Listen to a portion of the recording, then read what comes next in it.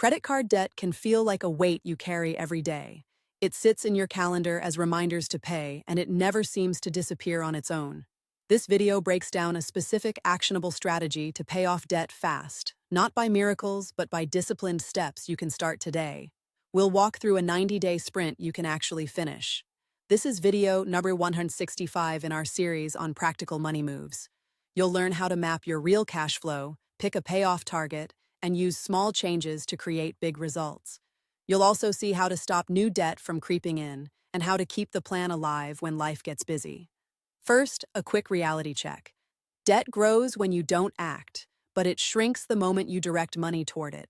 The key is a clear, repeatable system you can follow without a constant struggle. Let's start with one concrete tool, a debt map. List every card, its balance, its APR, and its minimum payment. Seeing real numbers on one page makes the problem feel solvable instead of overwhelming. Keep it simple. Card A might say $3,200 at 22% with a minimum of $70. Card B, $2,100 at 19% with a minimum of $45. Card C, $1,000 at 25% with a minimum of $25. If you don't have these exact figures, write yours down in the same format. With the map in front of you, decide how much extra you can regularly pay beyond the minimums. The plan I'm sharing uses a two-part focus: cut what you spend and boost what you bring in, then direct that extra money to the highest cost debt first. Step 1 is to stop the leaks. For a first sprint, cut discretionary spending by about half for a month. You don't have to live like a hermit, just pause small purchases that don't add real value. Look for recurring small expenses you can trim: streaming you rarely watch, that gym membership you only use in January, or dinners out that become habits instead of treats. The goal is not deprivation, but buying time for the payoff plan to work. Step 2 is to uncover extra money. You can pick up $100, $200, or even $300 extra dollars a month by renting out a spare space, selling unused items, or doing simple side gigs. The specific amount matters less than the consistency of adding it to your debt payment. Next, the payoff method. On day 1, set all cards to receive at least their minimum payment. Then send any remaining money to the card with the highest APR. The idea is to shrink the most expensive debt faster, so you pay less interest over time. Let's walk through a quick example. Suppose the total minimums are $145. You add $120 from your cutbacks and side work. You send $265 to the card with 22% APR. When that card is paid off, you move the same extra amount to the next card on the list. This is what people call the avalanche method. But you're not only chasing the math, you're building confidence with a predictable order, and you keep momentum by moving the same amount from card to card as each one disappears. While you're doing this, you should consider a balance transfer only if it truly saves you money and you can finish the payoff before any intro period ends. A 0% offer can be powerful, but it's not magic if you end up paying late fees or keep new balances. Read the fine print before you move. Look at the transfer fee, the length of the 0% period, and whether existing balances will carry over. If you can make the math work, it can speed things up, but only if you stay focused on paying the balance off before the rate returns to normal. Another key move is rounding up payments. If your target card gets $265, you can round to $270 or $275 every month. Small shifts add up over time, and they reduce the number of payments you will need to make. Speaking of rounding, keep a daily habit of checking your numbers. A quick 5-minute review in the morning helps you stay on track and stop impulse buying from breaking your plan. Simple awareness beats complicated spreadsheets. Don't forget about the credit card utilization rule. Aim to keep total usage under 30%, ideally under 10% for the best scores. This doesn't just help your credit, it reduces the temptation to spend more as balances grow. Automation is your friend. Set up automatic payments for the minimum and for the extra amount on your target card.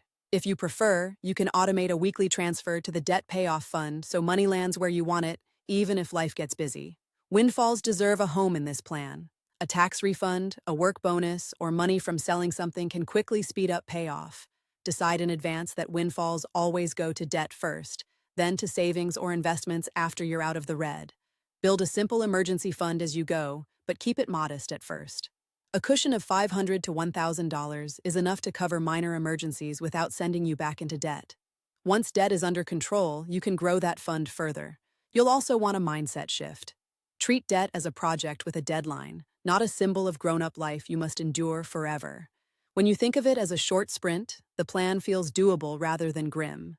Track progress in a visible way. A calendar or a whiteboard with progress bars for each card makes the work tangible. When you can see an inch of progress, you stay motivated to keep going. Now, what if life interrupts your plan? A medical bill or a car repair could derail you. Have a plan for those moments. Pause new debt, use the emergency fund, and resume the payoff push as soon as you can. Communication helps as well. If you share your goal with a trusted friend or partner, you'll get accountability and practical support. They can remind you to avoid unnecessary charges and celebrate small wins with you. Later, you may want to look beyond debt and start investing the money you save. A little investment plan can take the sting out of paying off debt because you see money growing toward your future rather than vanishing into interest. Credit score matters too. By paying on time, keeping balances low, and avoiding new debt, you'll likely see your score rise over the next several months. A higher score can help you borrow on better terms later if you need it. How long will this take? If you can put in the extra money and stay disciplined, paying off a typical 3-card setup could take 2 to 4 months. Some months may be longer, some shorter, but the rhythm is steady, not frantic. Now imagine the first big payday. The moment you see that the card with the highest APR is gone, you will feel a real sense of control. You'll also recognize that every future paycheck carries more power to reduce debt and build wealth. To tailor this to your life, start with your numbers. Replace the sample balances with your own and adjust the monthly extra you're able to contribute. The plan doesn't demand heroic effort, just steady, honest progress. Along the way, consider whether a simple side hustle fits your skills. Simple freelancing, teaching a skill, or selling unused items online can produce dependable extra cash. Pick one option you can sustain for a few months. Then, keep your eyes open for opportunities to reduce costs further. It might be cheaper car insurance, a better phone plan, or switching to a lower-cost grocery brand. Each small saving speeds up the payoff and reduces stress.